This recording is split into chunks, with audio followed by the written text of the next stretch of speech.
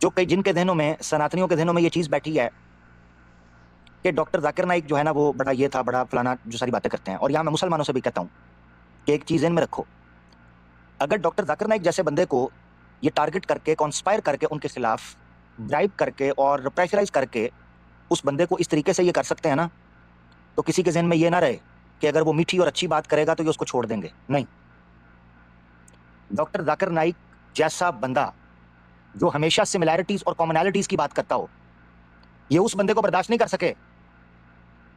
یہ ذہن میں رکھ لو اگر کسی کو کوئی غلط فہمی ہے.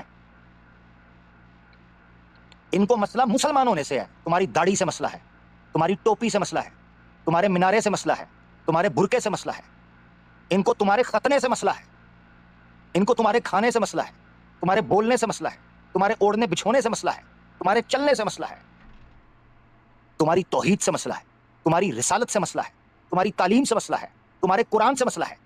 ان کو راضی کرنے کے چکر میں کیا کیا چھوڑو گے اسلام کا؟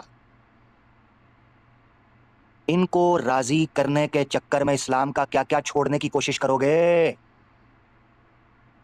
سمجھ رہے ہو کہ نہیں سمجھ رہے؟ کاش سمجھ جائیں, کاش وہ بھی سمجھ جائیں.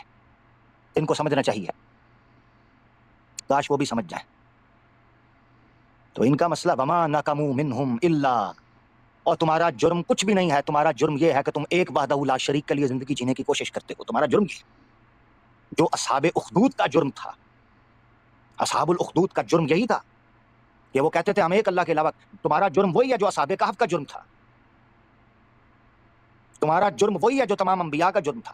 ان کے بقول, ان کا تو کمال ہی اور ہے نا, ان کی نظر میں جرم